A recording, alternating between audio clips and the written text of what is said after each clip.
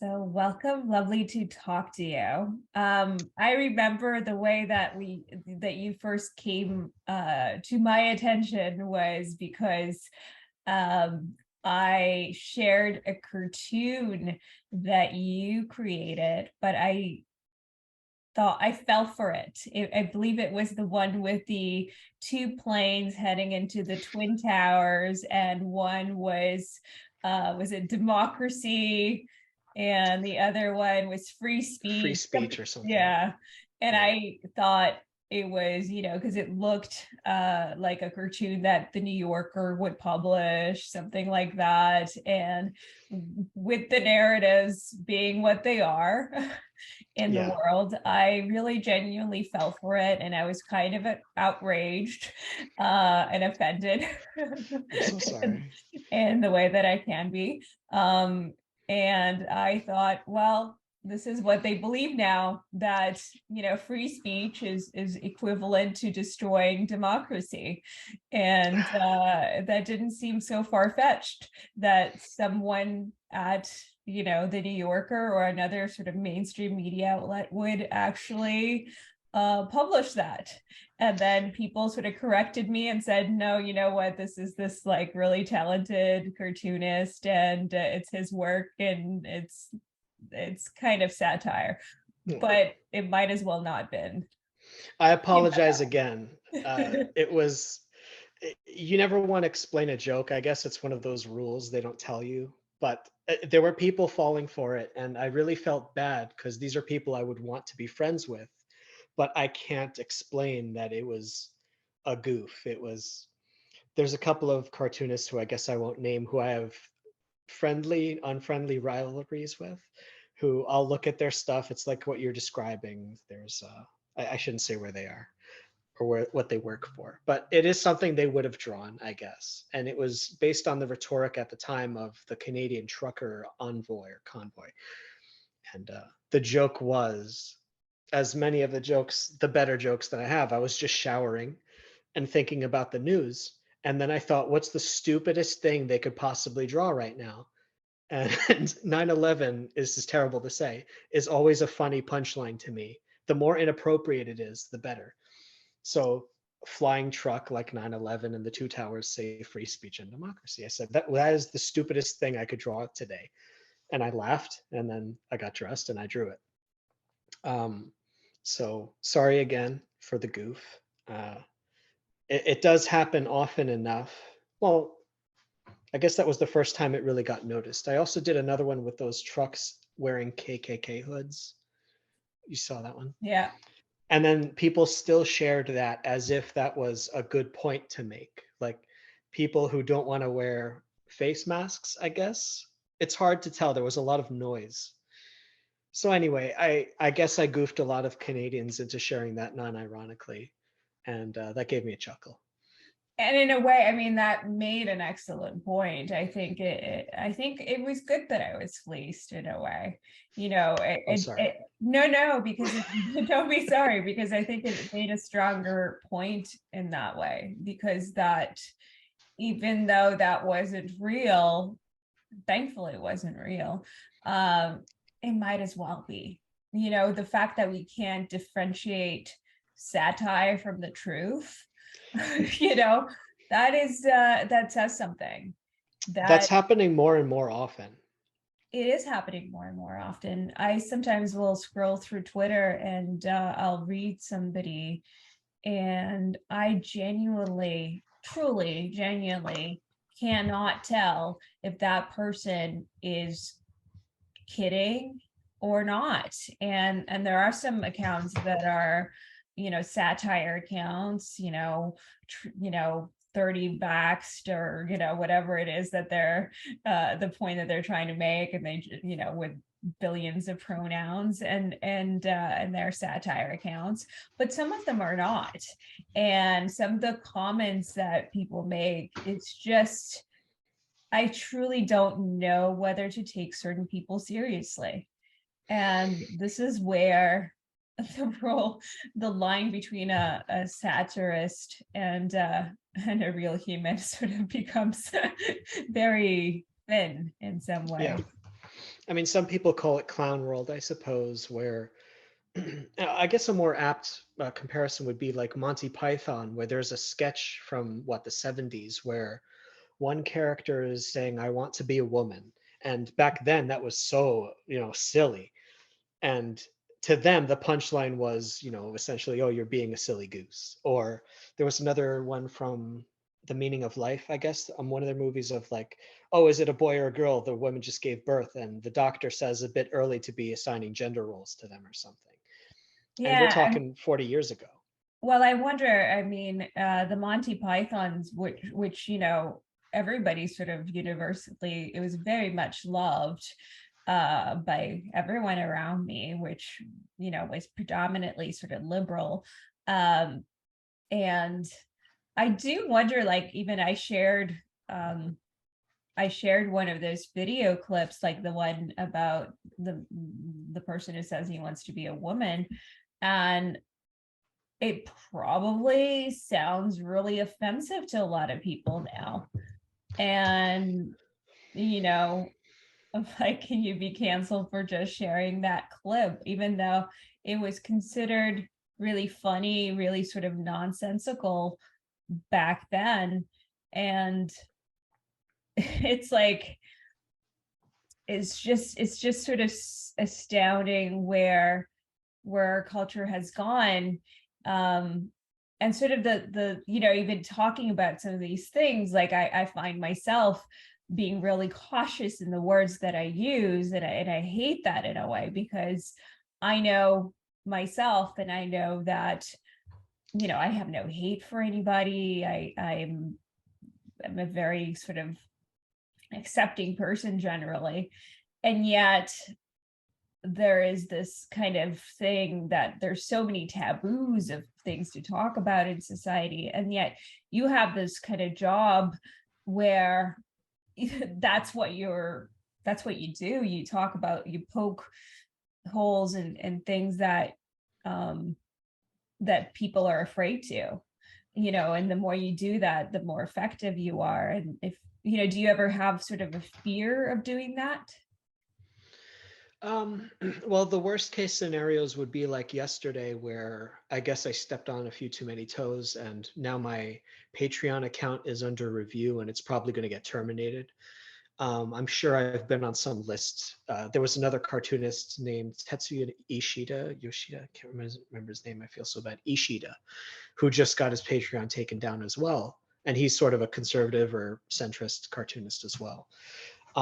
So that would be the worst case scenario, I suppose, of they take away your income, or I'm sure somebody can, there's any number of things they can do to make you uncomfortable, let's say.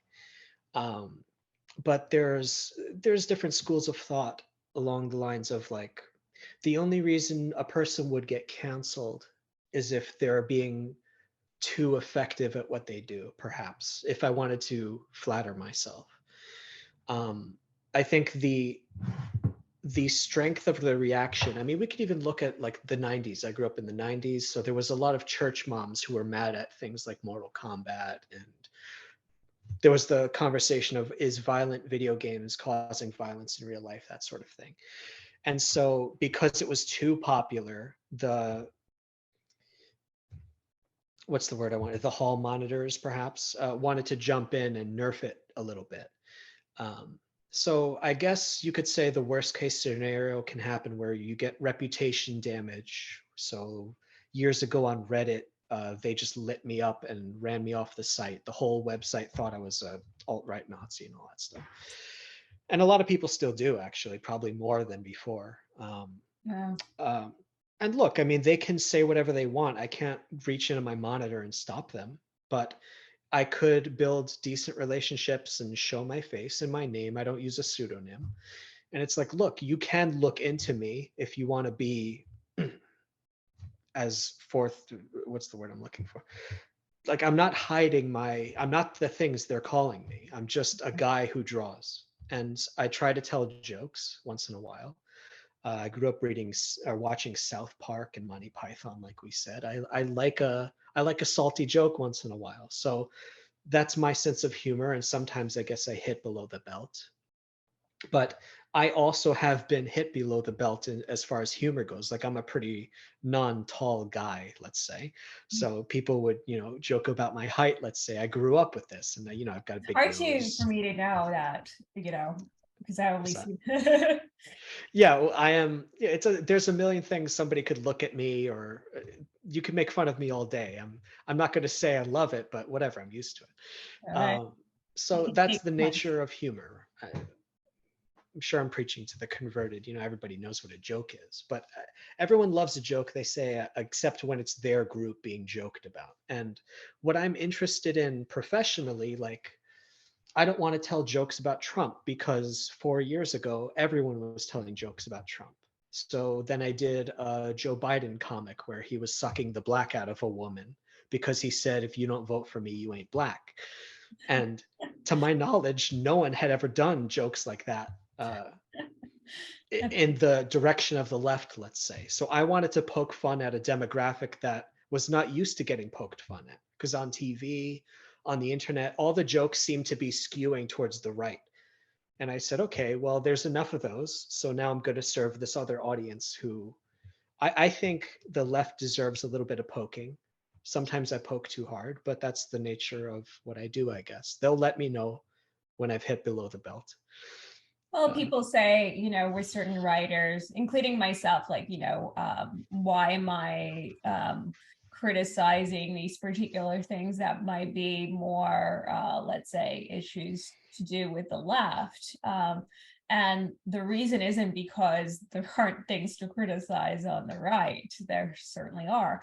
But it's more so because there aren't people doing it as much. And certainly there aren't people, because I sort of I don't like to really even identify politically, and I was kind of avoiding that, but I think it's important to sometimes represent that, like, not everyone who's a liberal is completely lost their mind. So I'll say that I am kind of more on the liberal leaning side of things. mhm, I think there isn't enough people who are from that side of things who are calling out the mistakes, right? Because it's very easy when you are, say you're a conservative or Republican or whatever, there are people to call out the left, and people on the left like to call out conservatives and Republicans. But I always kind of say you have to, fix your own country,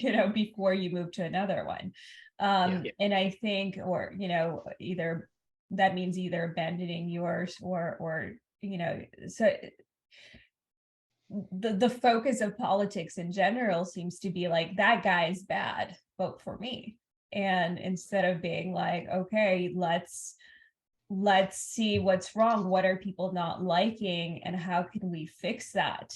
Because to me that's much more essential. I don't, if I was a politician, which I'm not, but if I was, and I probably would lose, but I would be much more inclined to go, okay, what can I offer, what can I make better, what can I fix, as opposed to like attacking the other guy. Mhm. And that's unfortunately not what happens. And I would have thought, even in the last elections where people hated Trump so much, but instead of kind of going, okay, why did so many people vote for Trump? Why did so many Bernie supporters vote for Trump? Why were people so unhappy? What can we do about it that we can like fix our own issues? Instead, they just kind of doubled down. Well, it's because these other people are bad, and just kind of vilified it. And I don't think that's a very healthy way to kind of go about it. So No. I think there's like that personal responsibility that someone who's a writer or a comic or whatever has, and particularly when you're seeing a side, regardless of where you identify, even like when you're seeing a side that's just not being talked about. Mhm. There's a lot to unpack there. I mean, on one hand, uh, if we truly wanted, a lot of people are talking about a national divorce or something like that, as Yeah. if that will solve the problem. And anyone who's been in a relationship, like a real relationship, not some superficial thing, will know it's way harder to reconcile problems than it is to just split up. And obviously, a country is way harder to split up than even an interpersonal relationship. So there's different. On one hand, it seemed like the people who would point at a Trump voter and say like, oh, you're a bad person, you believe in X, Y, and Z, and maybe even paint pictures that aren't necessarily true. There's a difference there between forcing that person to submit, which will cause them to be resentful, which will then cause more fighting, versus being persuasive and saying, look, we're disagreeing about something I take very seriously. Can we just sit down and figure this out? When I was younger, I mean, I've always been, I wanted to be a little bit of everybody's friend kind of person. So I think back in like high school, college, even though I was churchy, I guess center right, something like that, Mhm. type of person. I always had art friends, so they, they tended to lean left. They were interested in theater and poetry and even feminist stuff. So we're talking about early 2000s, and I would crack jokes with them, and I would poke about feminism and say like, oh, haha, I don't know, I would crack jokes, whatever. But we were friends, and I was friendly with them, and they liked me. At least I thought they did, and I liked them, and we just got along, I think, and we had our differences, but I took the time because I genuinely loved my friends. I really wanted to understand. I would go to their poetry slams and I would read their stuff and I would try to understand where they're coming from and have sympathy. And even if I disagreed with them, I would still hang out with them, have lunch with them, talk smack with them. I'm not going to curse. Um, so I wanted to meet in the middle, and I have some notes here that I wrote. I'm sorry. Yeah. I worry that sometimes when people vote, they vote against the other side as opposed to for their side. So I've always been critical of Biden, for example. And we don't have to get too into that, but I think he's kind of a dumb dumb, whatever. And I don't think he was the best choice. If I were to pick someone against Trump, I would have wanted someone who at least projected a little more confidence, something like that. I would have a little more confidence in somebody. And I voted for Trump in 2020, not in 2016, but I'm open to the discussion of maybe he's not the guy for 2024. Maybe the time passed. Uh, I'm as much as I want to see things go back to normal. I just want, but what is normal? That's a whole other conversation. Right. But I like the idea of everyone stopping the arguing because I see the temperature going up, and I've seen a million relationships break because we can't come to a let's put our weapons down and meet at the kitchen table. I've seen too many relationships shatter because people are unwilling to compromise. I don't know, to talk, to lower the temperature. But then there's polarization on both sides, and I think it's admirable that you are able and willing to step up to your own side, because I think that's probably one of the biggest problems we face right now is not being able or being unwilling to criticize your own side, because then if you lose those friends, you're kind of in the middle with nobody, Yeah. or the you're kicked out of the city and you're living in the wilderness with those crazy. It can be Very anybody in true. the middle. It's very true. And I have lost, I have been kicked out, in some ways. Like I kind of happens, you notice that you're losing certain people. Some people call it upgrading because you kind of realize who the people you want around you to be. Mhm. But I think, I if you're having to tiptoe all the time around people, then you're sort of being dishonest in your everyday life too. And I don't think that does any good. So I think there's no choice but to do that in a way. Yeah. And it took me some time to get to the point of being able to do that because it was kind of scary. And I think it initially started with um, more in-person conversations. And I think generally in-person conversations, I haven't had as much pushback because it's different. I think when somebody sees you, they see where you're coming from, they know you. It's a lot less hostile. Like I don't tend to get as much sort of negative pushback from people in person. I can usually sway them with my sort of arguments, and they see that I'm coming from a good place. When it happens online, even the people who sort of know me in person, I think they sort of forget who I Yeah. am, and they start to sort of like think, oh, maybe she changed, or she's becoming this person, whatever, right winger, or whatever they want it to be. And that becomes, and it can be a very painful process, and you do feel like very alone. And then you find some other people somewhere out there in the wilderness, but it's kind of essential. And this talk of, like, I've heard a lot of talk of divorce, like this national divorce. Because I listen to a lot of conversations from the sort of the conservative side, and that seems to be something I'm hearing a lot more there. Although it's not being talked about on the left, it's being practiced on the left. So it's kind of the same thing. Um, it is really scary because it's, to me, it's almost like civil war proportions. Like maybe people don't want to fight, but you're living, sharing a country. Uh, Yeah.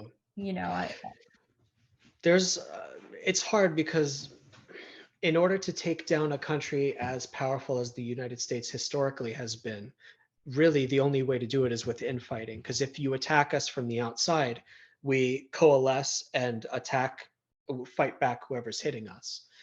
But if you slowly poison somebody from the inside, it's like depression. They just don't want to fight anymore. And then whatever makes the bad feelings go away. Um, I'm using too many metaphors, I guess.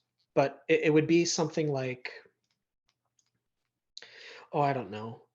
They're so uncomfortable sharing a country, and I can say this from the right side of things, even though I'm fairly moderate. They don't want, say, the extreme things that the left is trying to push for, like the child drag shows and all that stuff. Although I think that's a keep your eye on the birdie kind of thing. Um, the things they object to are to force the right to commit seppuku almost. As in, we're not going to fight anymore. Just go ahead and break off. Take these states. We'll take these states. Yeah. And if I was feeling conspiratorial, I would say, well, that's by design. It's instead of having an actual fight in which the right would win without question, as far as I'm concerned, which I don't want to happen, of course, Yeah. just for the record. um, you make the be so obnoxious that the person, it's like having a roommate, but you don't want to leave, you want to make them leave, something Right. like that. So the left, I think, could be acting obnoxious on purpose because they know the weak points of the right. And the right is so, I think they're culturally blind for many, many reasons. I've been warning them about this for a long time, but who am I? No one's going to listen to me. I think they are surprised by a lot of things that have been brewing that, like in high school, I knew about the left and all the wokeness. It's called wokeness now, but these were just the people I hung out with in high school. I knew they existed. And I said, oh man, could you imagine if they ever took over? And they did. But I grew up in their world. So I'm not surprised by any of this. And I'm not disgusted by the stuff that the right acts disgusted by all the time. So let's say there's a split, which I don't think will happen. I'm still living in a pretty deep blue area, and I don't think I'll be leaving anytime soon. So, I mean, I understand how they think, and I think what they're trying to do is force the right to concede ground, back up, like move the fence. And then the right is going to be pressured into a position of, okay, are we going to just cut things off where they stand, or are we going to stand and fight? And then unfortunately that could lead to an overreaction where the right will make mistakes trying to swing their weight too hard. uh, but I'm speaking to too many vague things that I don't even want to say out loud because it's horrible. Yeah. um, the I right can and will make mistakes. Basically, I they'll be can provoked. understand what you're saying, and I worry about that because I can see because what happens in general is like more extremes happen. It's kind of the same thing when you're dealing with freedom of speech. Why I believe more in freedom of speech, not because I'm like, oh, let's say these great horrible things, but you look at and there have been studies where if you keep people from saying things out in the open, then they get more conspiratorial. You don't have this sort of like force against them to sort of moderate them. And so they become, at least a fraction of them become much more aggressive, much more radical. And so both on the left and the right, they become much more radicalized and dangerous. And I think that's a worse outcome, and I often look at things in outcomes, and what purpose do things serve as opposed to just ideals. But I'm curious because you are an artist, and it is often something that, like, you look at cultural industries like art, film, theater, it does tend to sway a little bit, well, a lot more left. Why do you think that is? Well, there's multiple, depends who you ask. You could ask some leftish people, and they might say, if they're not feeling generous, there just aren't a lot of conservative right-leaning artists because they're not creative because of their worldview. To which, I'm like, well, don't I exist? Well, But then again, I why also do you have, exist? Why do you exist? that's a deep question. Uh, I mean, maybe because on the way I was raised, maybe, I don't know, I've just been around a lot of left-leaning people, or left and right, and I understand. But the real answer to the question is something along the lines of, if you look at the heads of these companies, they all, well, there's a lot of good video essays about this, but there's one, Hollywood was always red. It's rather biased, but Hmm. the idea of a lot of, in this post World War II decades, a lot of Hollywood studios were taken over or influenced by rather communish leaning people, and they formed unions and stuff, and they wanted fair pay for everybody, which all sounds good on paper. And there was all these congressional hearings about infiltration from the Russian infiltration, communist infiltration, all that stuff. So I would just imagine over the decades, it consolidated. Let's hire our friends, which is what everyone does. I understand that ideologically. Let's give them work. It could be as simple as that, or it can just be like, let's hire along, let's say, we haven't hired enough women on this production. Let's hire more women. And it's like, okay, but here's this like really amazing veteran guy that you could hire. But it's like, no, but we need more women. So let's. So the idea is like we have these checklists of people of we want to be inclusive, which sounds nice. Mhm. But then you end up basically hiring your friends. So Yeah, that's one but answer. there is something that seems to draw people into there is some kind of an ideological, I guess, leaning or something like that, kind of free spirit. Like uh I don't know how to exactly describe it, but our artists tend to be sort of like artsy, like Open. openness. Yeah, that might be the best way to sort of describe it, which I mean, I guess with conservatives, because conservative, it's kind of slower to change, whereas openness is generally something like quicker to change, and neither of them is necessarily like better or worse, but like it's a different way of looking at the world, and artists do tend to be more open, and therefore maybe are more in that bucket of. To be, yeah, to be an artist, and I'm sure you know all about this, having looked into your biography a little bit. I cheated. You would know, like and I would agree that a lot of creative people, to be creative, you have to have a lot of sensitivity, and you have to have your antenna up, which means you may pick up signals that were not intentionally. It's as simple as opening your front door. There's some people who lock their doors, and there's some people who leave them unlocked. And there's some people who are just not afraid of outsiders coming in all the time, like say the open border discussion. Now we have the border wide open, which has its own problems. But leaving it really tight and closing it also suffocates you. So it would be the same thing as if I locked all the windows in my house and said, I don't want anything from outside coming in at all. That's hyper conservative. Whereas hyper liberal is I'm going to open all the windows and doors and just whatever comes in can come in. Yeah. So there's pros and cons to both sides. And I'm a balanced type of person. I say sometimes you open the window, sometimes you close the window. So as an artsy type of person, I have read books and watched movies that I just find completely over the line. Like, this is horrible. I can't believe anyone made this. I can't believe I watched it. I Hmm. feel gross. And on the other hand, I've watched movies and read books where it's like, I never thought about the world in that way. And I learned something.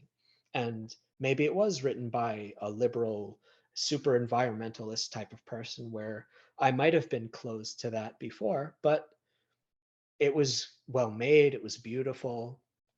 It's like, um, you know what? It's not unlike germs and being afraid of germs. Maybe it's like being a hypochondriac. I'm a Traditionally, germaphobe. right?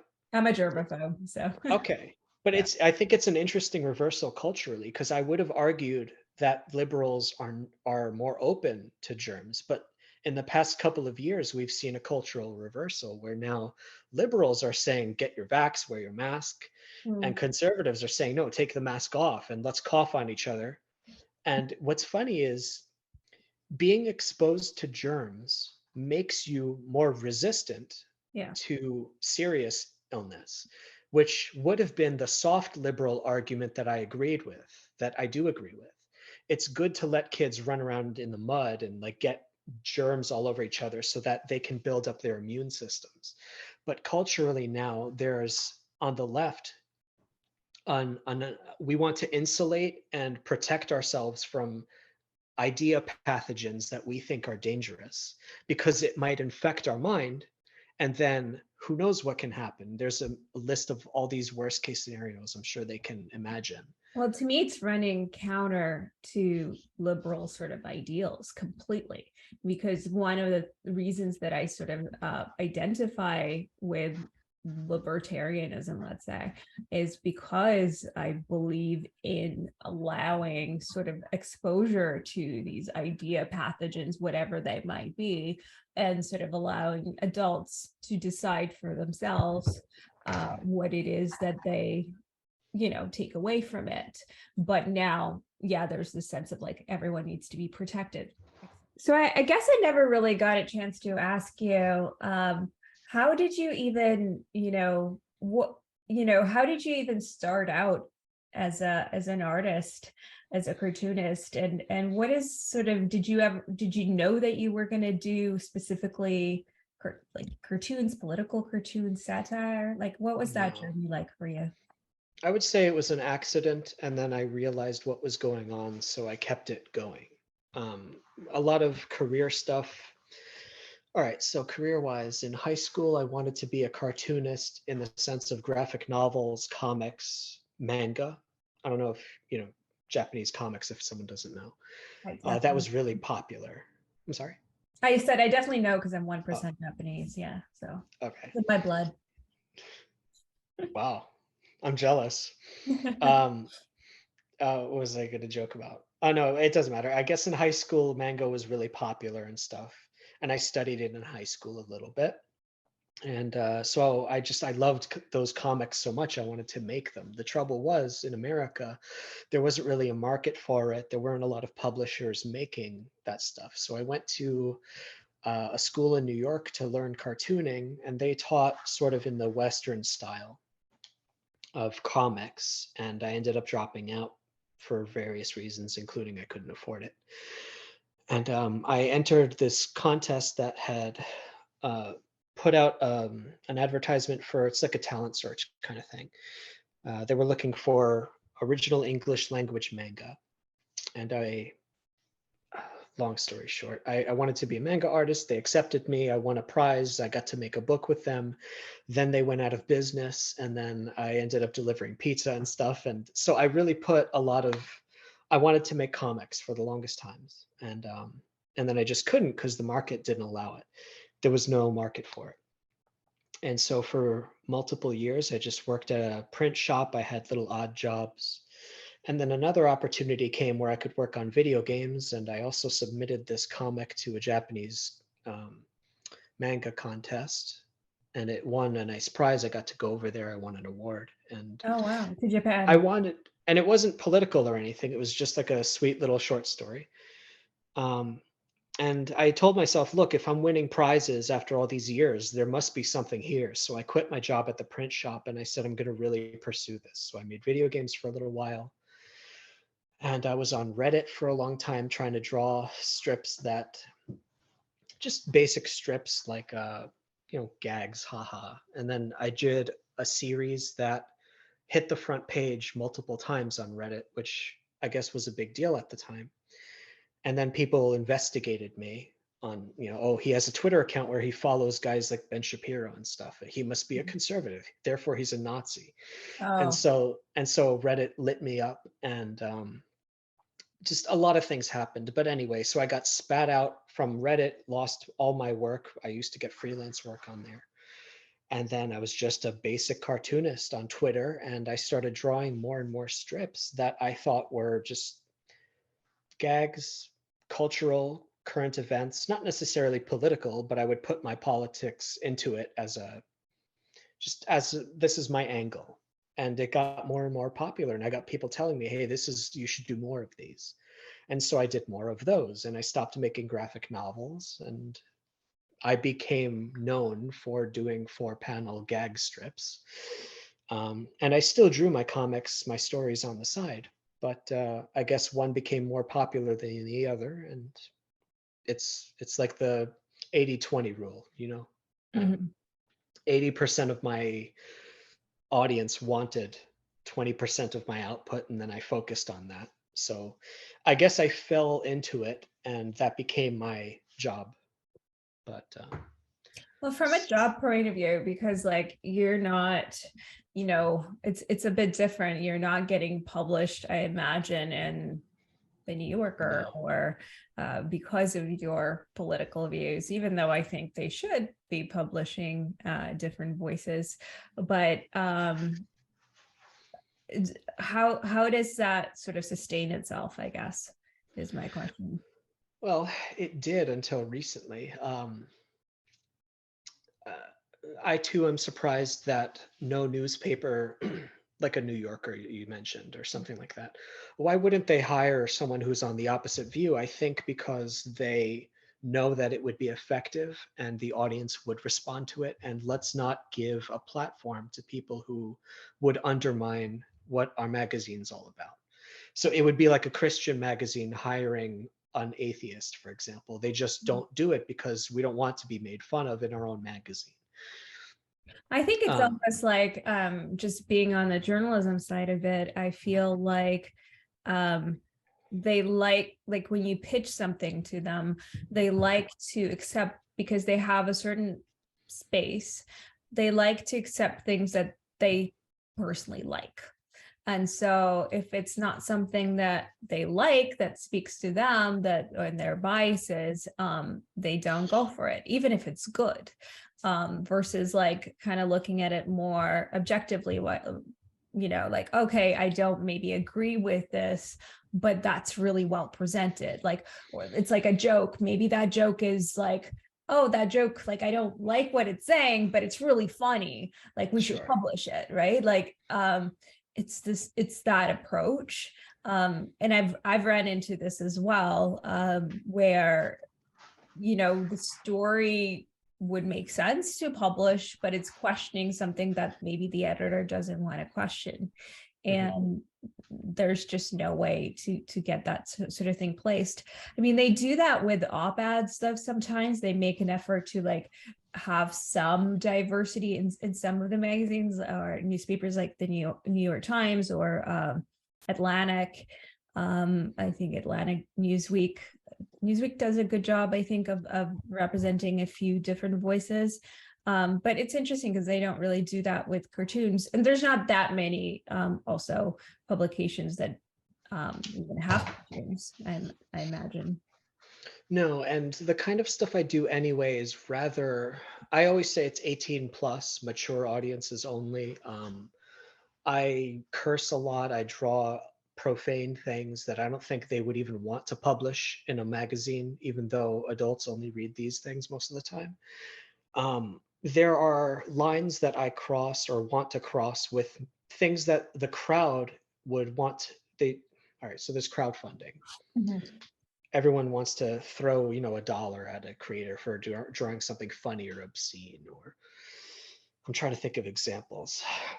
This is really stupid. I got into a fight with leftish people where I had a joke where I was at a Starbucks and I had a trans barista, and I said, "Oh no, it's one of those." I think it was the joke was, "It's one of those trans people. I don't know if I should say he or she. So, what should I do? Oh, I know what I'll do." And so I grabbed their boobs and I said, "I'll have one cappuccino, sugar tits," and I squeezed Oh, them.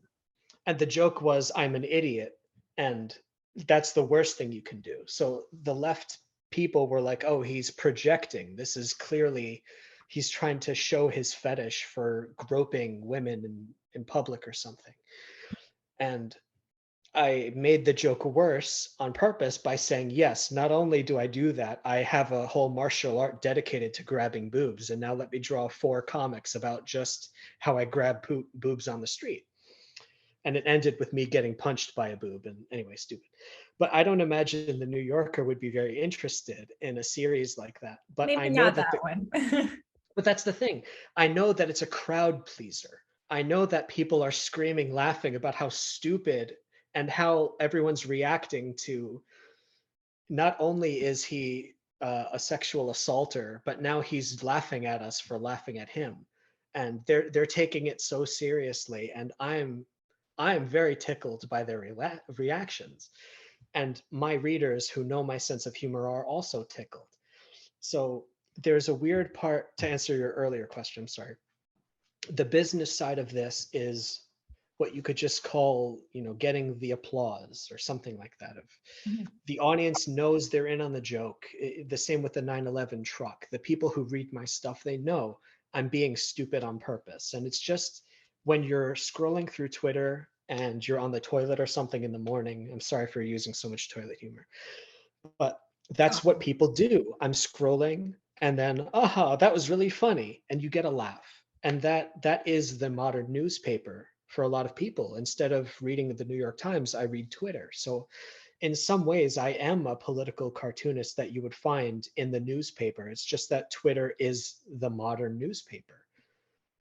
So my challenge is I'm not going through agents or a syndicate like, say, Charles Schultz used to back in the day. It's just me, and then I have to monetize any way I can. So I used to use Patreon until yesterday. And then I sell my books, collecting my strips. Sometimes people buy those. So it's kind of a frontier. I'm a guy with a wagon going from town to town saying, hey, do you want to read this comic? Please give me $1 if you like it, something like that. That's Like the a current typical business model. artist. Yeah, the starving artist, but not necessarily. Like, I've been offered jobs, but I don't know if I want to put myself under an editor, if that makes sense. Mhm. I want my readers to be my editor. They will tell me if I'm over the line or if they want more of something. And if I agree with them, I'll do more or I'll stop. Um, I don't want the gatekeeping necessarily. I wouldn't call it censorship, but an editor's job is to serve the investors slash CEO slash publisher of the magazine, not to serve the audience necessarily. That's kind of side by side, but it really, you're ultimately accountable to your employers.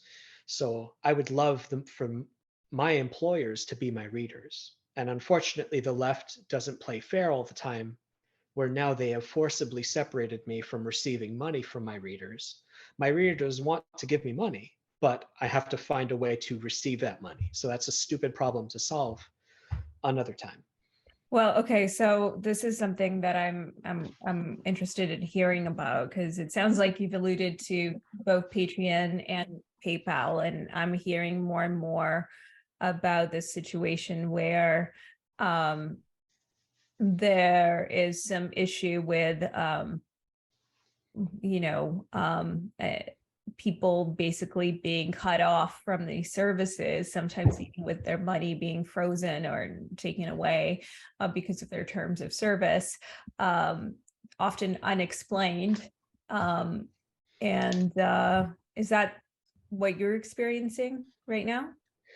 Um, I'm going to say yes, but I don't know if they have pointed.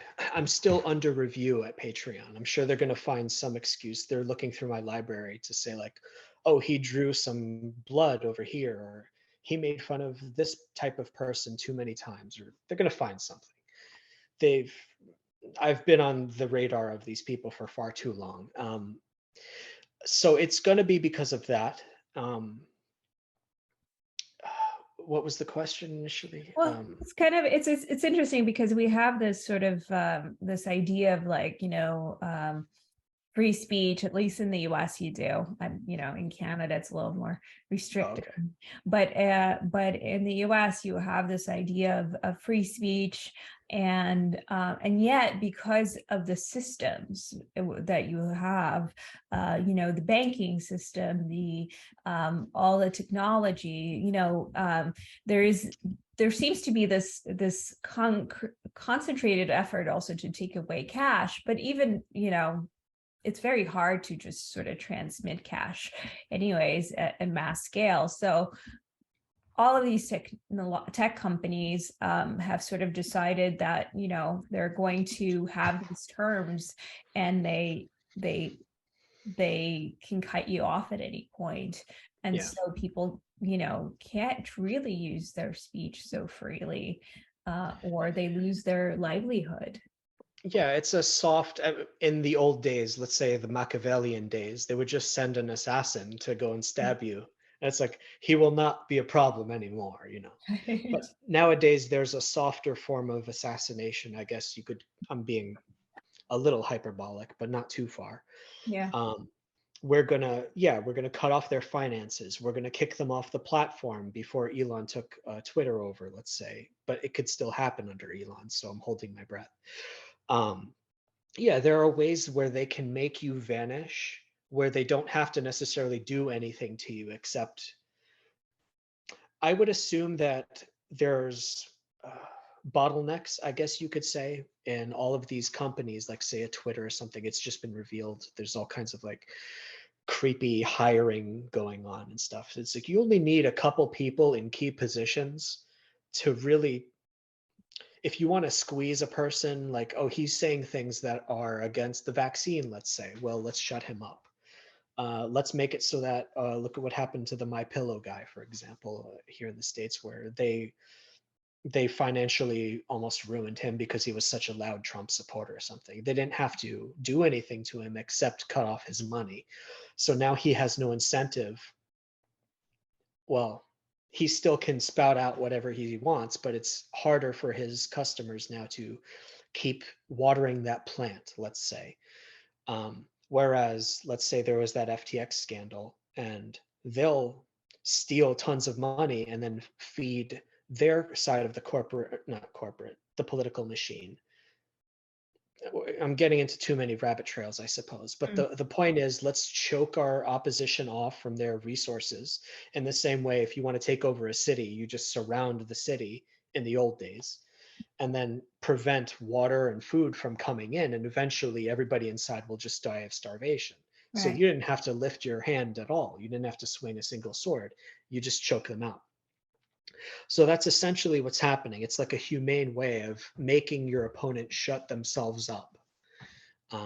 And if that doesn't Have you work, they felt that can. that was affecting you, knowing that all these things were going on, that there was so much there? I mean, we know there was concentrated censorship that these big tech companies were, especially when it came to COVID, and I mean, it's still sort of going on. in many spaces. So did that ever make you sort of pause when you were putting together your work? It made me try to think of smarter jokes, I would say. Mm. Um, there are ways to you have to make your opponents laugh. I think that's the ultimate challenge of a comedian, where even if I poke fun of someone's, he's wearing a silly hat, I don't want to hurt his feelings necessarily, but I want to say you're wearing a silly hat. I did a whole bunch of strips about the COVID vaccines and all kinds of, would have pissed off a lot of people. But I think I tried to mask them. The whole point was I want to make you laugh, A, but also I have an opinion about this and I want to get it out. Um, did it stop me from making certain jokes? I have stopped myself because I didn't want to hit somebody who I think didn't deserve it, let's say. I don't want to actually be cruel, so I've stopped myself for those reasons. Yeah. But if I think the butt of a joke needs to be made fun of, I will swing as hard as I can. Yeah, the only times I've stopped myself was if I thought a joke was rude or might have hurt someone that is a friend or something like that. It kind of reminds me of in the Soviet Union, a lot of artists who were, there wasn't that much you could say that was political, but they had to be very subversive. So that actually caused a lot more creativity in a way, because you had to be so subversive in how you spoke about things. Yeah, and chances are they could still read between the lines and punish you anyways. Yeah, they could send you to the gulags. It's hard. I mean, we are not playing a fair game. That's a fact. Anyone on the right would testify, like, it's harder for us to find work. I think my name now is poisonous, so poisonous that I can't find any work in any entertainment industry. Like, eventually someone would look up my name and not hire me. I think it's impossible. There are people in the middle and on the right who might hire me, which is fine. But there is an uneven playing field, which perhaps some people would argue I deserve, or my type of person deserves, because I've been doing it to everybody else for my whole life, apparently. So Yeah. they just want an excuse to make the playing field unfair so that it benefits their team. As far as if it affects the content I produce, um, I try to focus on ideas instead of people, except when a person is necessary for the joke. Like, for instance, I don't know if you can even publish me saying, like, I don't like Trudeau, for example. Mm, And I make fun of him all the time. Not all the time, but enough. right. And yeah, so he is necessary for the joke to work. But otherwise, I'll try to use a character that is not a straw man, like a sock puppet. If I want to make someone who has blue hair, the implication is they are left leaning. I thought I of dyeing my hair blue one time. Actually, I have a picture I posted one time. I have a wig that's blue, and I was wondering if people would think that I'm like one of those people. well, only on the surface. There's nothing wrong with having cool hair. I think Like it's cool. Yeah. it's fine, but Because then these there's the days, I think prejudice. there's an automated judgment. You see someone with blue or pink hair, and you're Yeah. like automatically wonder if they're. I think you make assumptions, and I think it's sort of almost like I get it, but I also think it's a little bit of a dangerous thing. Like I get a lot of. I noticed on Twitter people attack me a lot of times when I post something, because they make assumptions about me based on the fact, well, they look at my bio and they're like, well, she's a journalist for all these like left-leaning publications, she must be this horrible person. And they don't bother kind of looking beyond that. They don't look at what I say, they just kind of look at an identity. and then they attack, but they don't even attack me on my own words. They sort of attack into their own readings of them. And I think that's kind of a dangerous thing, because people don't give a very generous reading of each other, like, or even a surface level reading, right? They read into extra things, poor intentions. And I think that's not a great, healthy thing for society either. And you see that, with everyone right now. Um, and it's too bad, but when I've encouraged people to sort of, hey, maybe listen, this is my intention with this. This is what I actually meant. And I've also had people sort of go back and say, you know what, you're right. I jumped the gun, and I apologize. I owe you an apology. Mhm. People are able to also do that, which is nice. I don't think they want that, but there's that jerk reaction. Yeah, I mean, when you're meeting someone in real life, even you have a few microseconds and you're trying to read things like their body language, how they present themselves, uh, to even try to, is this person safe? Maybe this is such an ancient circuit in the brain of like, Yeah, should I trust this person who's coming at me? If I'm on the street in New York back in the day, someone comes up to me and starts talking to me, my first instinct is get away from me, don't talk to me. You're going to try to rob me or something like that. right. And online, we have even less information to determine is this person safe to interact with. So I'll look at their profile picture or how many followers they have. And if they have like 10 followers and it's a new account, I assume it's a troll, so I ignore them, let's say.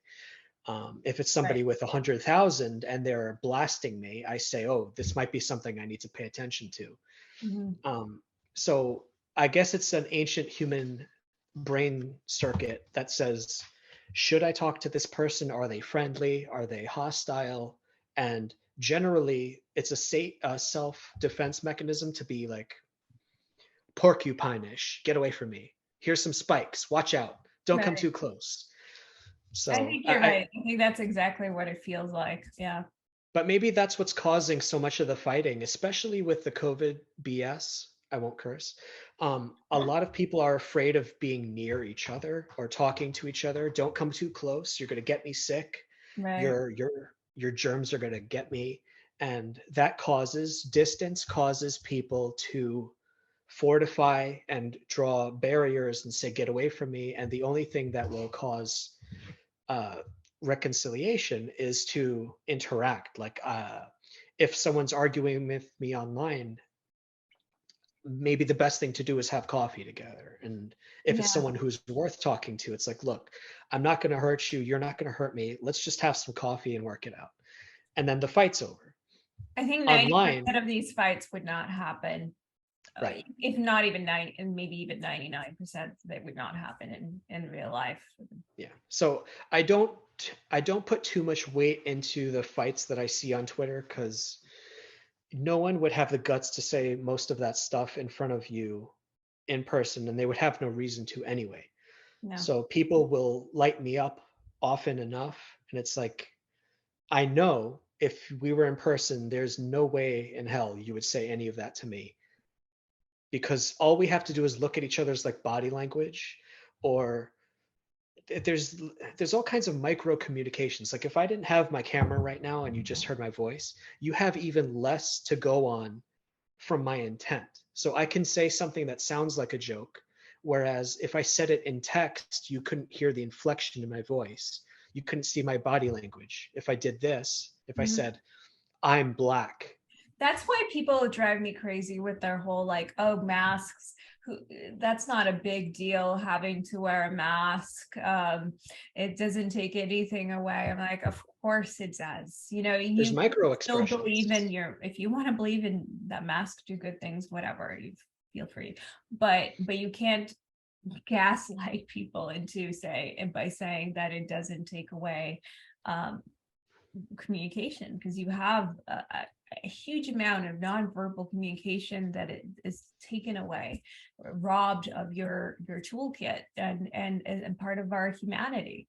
there's so much that happens that you know, that there's people who don't even talk, right, and with words, but there's so much that goes on with the face. So this is kind of ridiculous, and we used to have silent movies, you know, so that's kind of Yeah. says it all. And By it's the kind of way, like, yeah, oh, go sorry. ahead. No, no, It's like with dogs, if you see like they're hanging out and they're near each other and then they're sniffing and then suddenly one barks and the other oh yeah, barks. yeah. It's like we're trying to read each other and we only have so many vectors of, is this person friendly? Are they smiling at me? Are they looking at me weird? And How there's, many people fall in love across the room? At least in movies they do. I don't know if that actually happens in real life, but it maybe. can happen in real life, at least infatuation. I But think infatuation, yes. sure. And then you talk to the person and they're a total, I know. goober and Hi, my name is Suji. I don't know. yeah. So it's funny. I mean, but yeah, there is micro expressions, especially dare I say, with like women and children. They say like the motherly instinct with kids. If kids can't talk, so all they have to do is stare at the mother's face all the time. And they're trying to learn what it is to emote and how to get what they want. And it's just the tiniest, like even an eyebrow raising. Like I'm Greek, so I have a million kids in my family. Mhm. And the way that like all you have to do is stare at them in the face, they'll stare at you in the eyes, and then like I'll raise my eyebrows a little bit like this and they'll laugh or something. And it's just all I did was raise my eyebrow. And but humans are programmed to communicate through even micro expressions. So if I see text on a screen, you're maybe seeing 20% of what I'm trying to communicate to you. And that's especially true as me as a comic artist, let's say. I use words and pictures. So now maybe 50% of what I'm trying to say is coming through based on what colors I choose or the camera angle, as well as the words. Yeah, So a tweet is the same thing as a comic. right. Well, people used to get very mad at me because I have a pretty deadpan kind of humor. And I Okay. would, and part of why they would get mad at me is because I was so deadpan and I didn't allow, you know, any expression. And then I learned, because I didn't want to hurt people's feelings, so I learned to express with my face that, hey, it's a joke. So I would smile, right, to let them in on the Yeah. fact that it's a joke.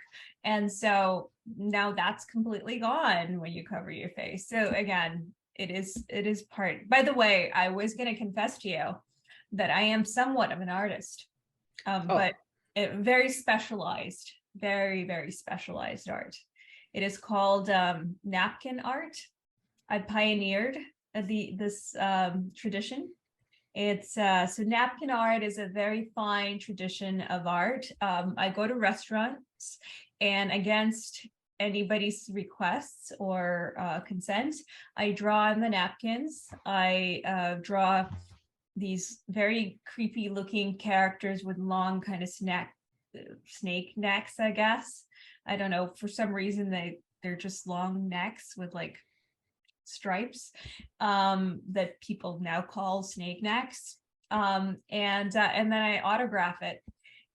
For some reason they always end up in the garbage, although I'd like to think that somebody collects them as in their private collection, you know, and they're very sought after, but they might just end up in the garbage if we're truly honest with each other, and we are truth tellers. you should post pictures on your Twitter and stuff. I probably should, you know, I should start photographing them and like, this is one of, you know, this is number one, this is number Hey, 500. you should be a political cartoonist too. It's not anyone can do it. I don't know if anyone can do it well, you know. Well, I think political cartoon, I mean, that takes something. I was in a comic book club in high school. As I recall, I did this like I did this comic strip about the adventures of a cat and a dog. It was very, very wholesome though. There's no politics inside. that's fine. I Yeah. actually admire, let's say, less artists who take it less seriously, perhaps. They don't have the kind of filters or nagging, like I have to do it a certain quality of, I have to Yeah, do it there's no better. quality. But that frees them to just have fun with it. And I envy that. I wish I could do that. So don't dismiss your own stuff too quickly. You should post it just for fun. Well, there's a lot of bad art to get done and somebody has to do it. So That's one way to put it. yes, I'm pretty sure I'm stealing it from someone I once interviewed, but hey, if you're gonna steal from the best. Any final words about, any thoughts for the future? Oh, I don't know. Uh, Try not to take things too seriously, I suppose. Even my stuff, which has been called many names, and it's just a drawing. It's not going to really hurt anybody. At least I don't think so. Then again, these people say words are violence. Um, Honestly, just I'm going to try to draw more stuff, and I want to make people smile, and I want to try to make the world a slightly better place, a goofier place. So I ask for everyone's patience. And if I screw up, maybe I'll do better next time. Just try to be nice about it. I That's like all I that. can say, I guess. I like that. Well, thank you so much. I really enjoyed talking to you. Thank you. Let's do it again. Let's do it again. And I love your work. Thank you. Thank you so much.